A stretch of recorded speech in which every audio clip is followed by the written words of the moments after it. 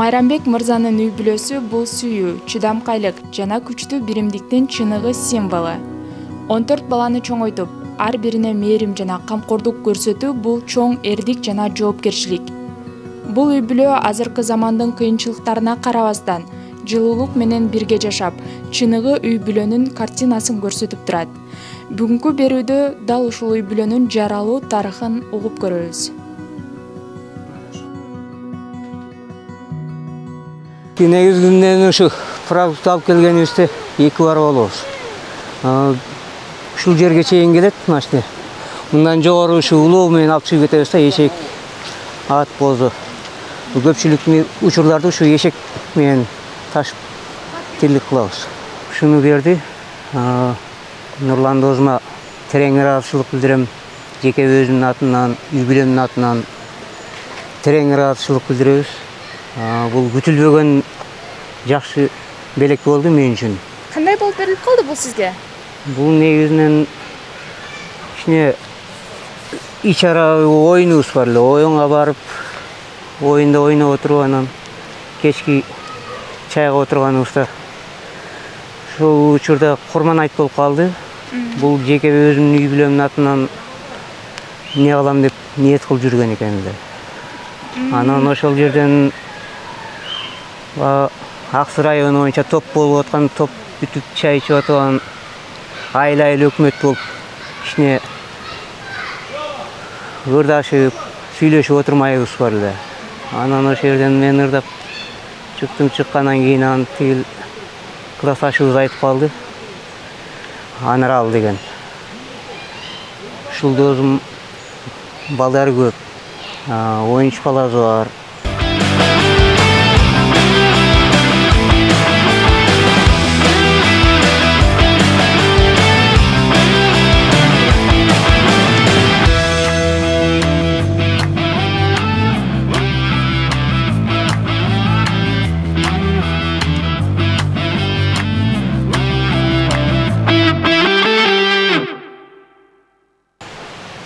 Жакында эле ушинтип бир аварияга жолугушуп, андан да Кудайга шүгүр соо калды деп эмне кылгандан кийин Нурлан досум чыгып, жеке өзүмдүн үй бүлөмдүн атынан ушундай ниет кылып жүрдүм эле. Мен ушул досума бир миниген менден деп эмне кылды.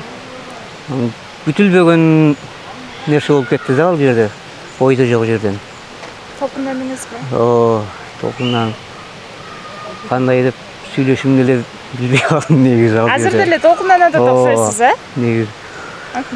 Анан буга чейин өзүңүздүн унааңыз бар беле? Жок.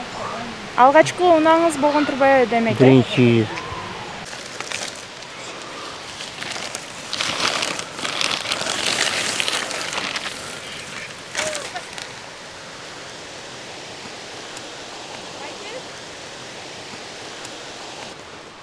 Бир кыйла узак. Башында узак болуп, анча эле кыйналып жүрдүк. Азыр эми билинбейт деле. Балдар чоңоюп калганга кол аякка жарап калды, Кудайга шүгүр. Биздики ушу эң орчундугу ушу продукт алып келгенибизде кыш кызындагы ушу жол менен каттап калабыз да. Тигил жакта кыска жолубуз бар, бирок ал тикерээк. Мындан тике. Мындан дагы. Каттаганыбызга ушул жакшы. Продукты деп айтып калдыңыз го. Азыр-түлүккө канча убакытта бир түшөсүздөр? Эми биздики бул жерде караганыбыз пособие. Ошону айдан айга жетерлик кылып ушу орчундууларын алып алабыз. Un alabыз.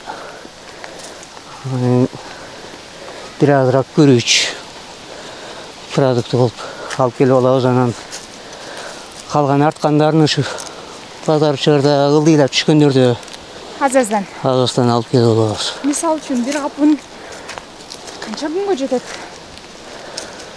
Азыр бир кабын мындай алып келгенде 10 күнгө жетет да. 10 күнгө бир капын? Бизге ошо эң негизгиси уун да. Ылдыйдан алып чыгыштагы бирок кыйынчылыкты жаратат экен, э? Ооба.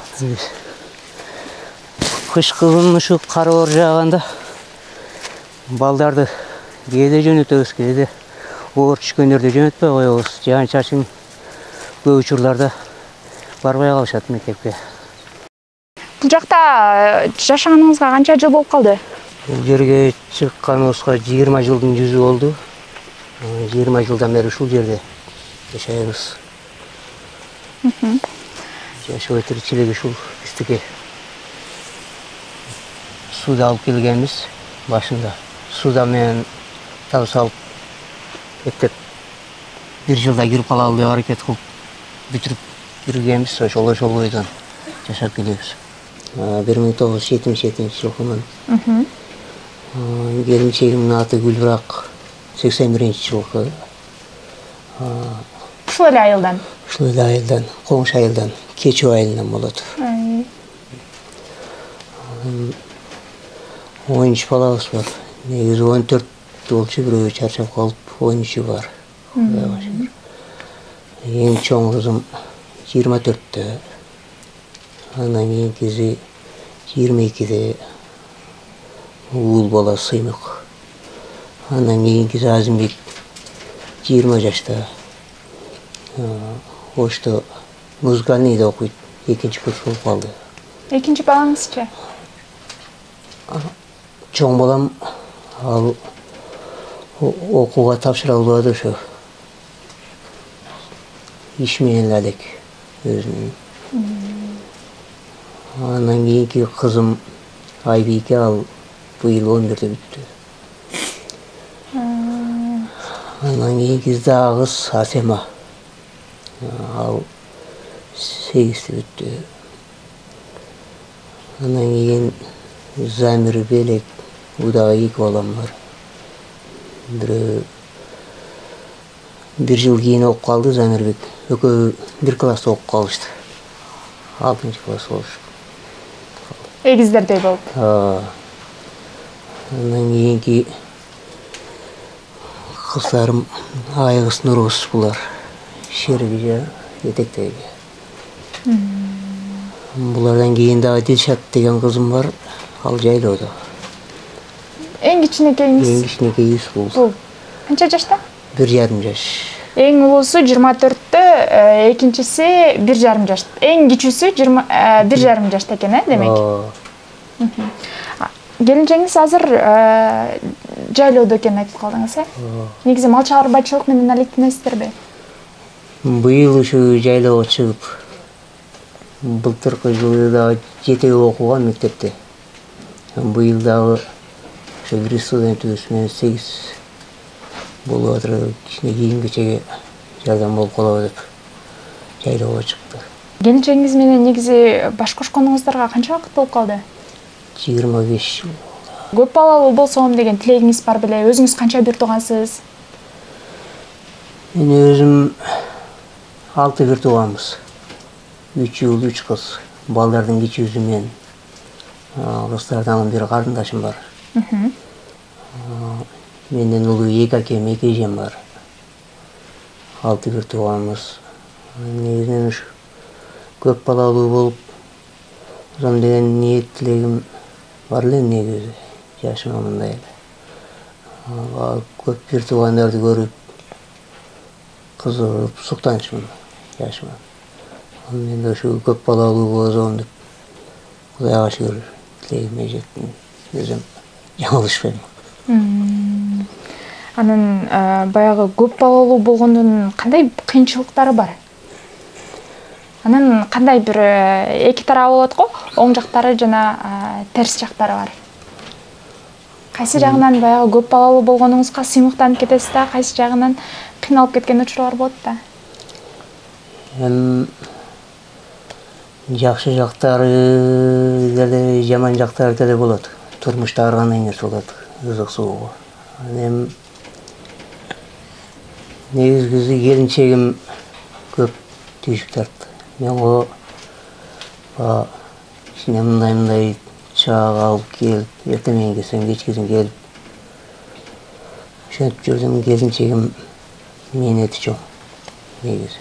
Анан кичине улуулары чоңоюп не алып калганда ошолор эле бирин-бири жетелешип, карашып өстөр болуп калды. Азыр деле жайлоодо келинчегим үчөө менен бул жерде ошо 11-де окуган бүткөн кызым экөөбүз негизи тамак ашыбызды ошол кылып берет. Эми азыркы мына жастык жумушубуз ушу чөп чарга деп эки баламы жардамга чакыргам, ошолор чөп чабышып, ошолор үйдө кыймылдаткан ошолор болуп атыр.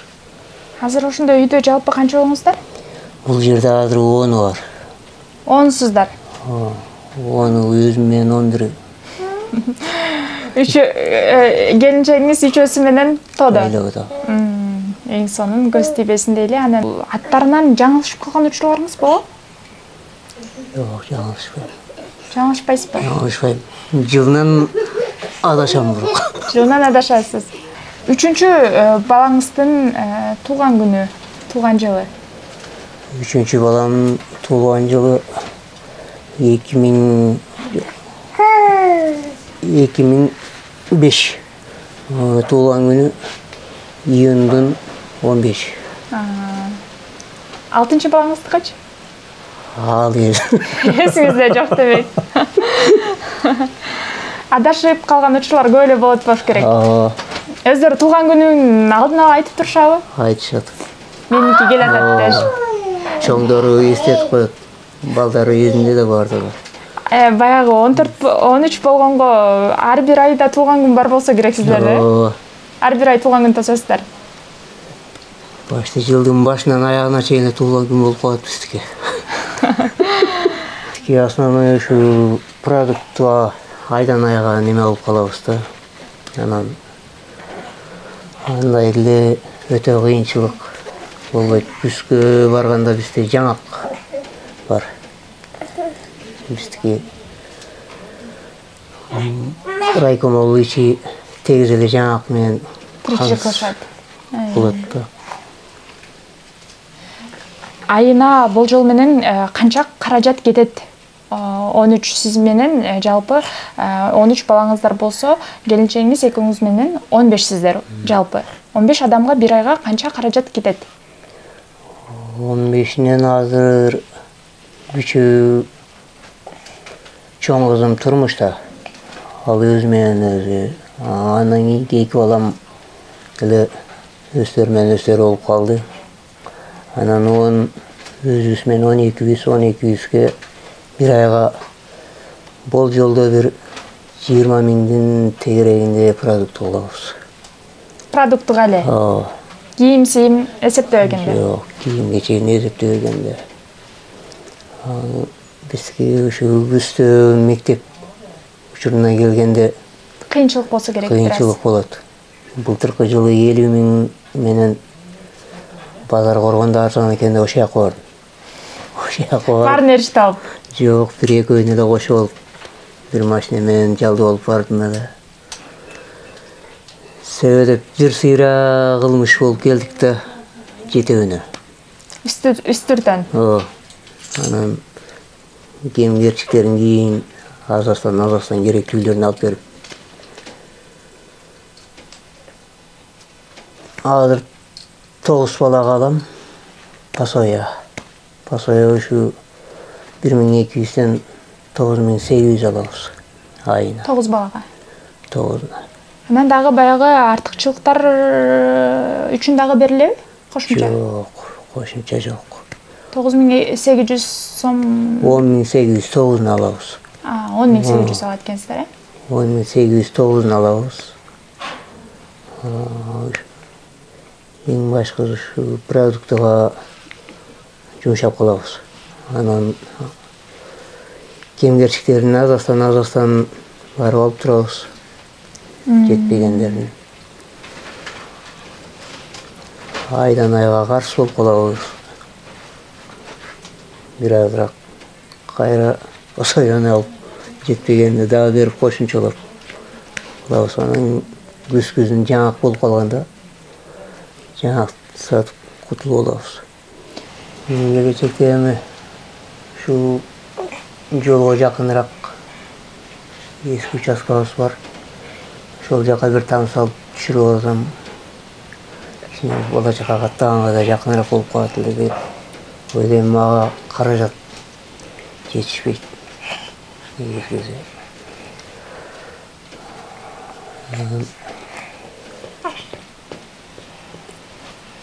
Эң башкысы биздики ушул азырынча Кудайга шүгүр ушул тирилигибизге. Дагы ушу менен болдубу же дагы баягы балалуу болуп планыңыздар да барбы? Ошо ана шүгүр деп отурук. Болду. Кудай калса. 3 классынан баштап ырдап чыккам мектепте. Ырдайсыз. Көпчүлүгү ырдайт. Тартынчаактыгы бар. Апасы тартынчаакпы же сиз тартынчаак окшойсуз, э? Ооба. Мен өзүм тартынчаак. Мектепте эле мугалимдер көп учурда суроо берип, жооп бербей коюп, качып өрүп жүргөн күндөрүм көп эле болот. Баягы балдарым ушул менин орундалбаган максаттарымды орундатса, ырдаса деген тилектериңиз барбы? Ооба. Ошондой ниет тилек менен өзүм жетпеген максатыма деп анан ошо экинчи баламды ошо музыкальныйга тапшырткам. Өзү дагы кызыгып музыкальныйга тапшырайын ата дегенден макул деп ошо тапшыртып атыр. Ошто окуу экинчи курс болуп калды. Бүтүп келди. Буюрса келечектеги ырчы. Кудай кааласа.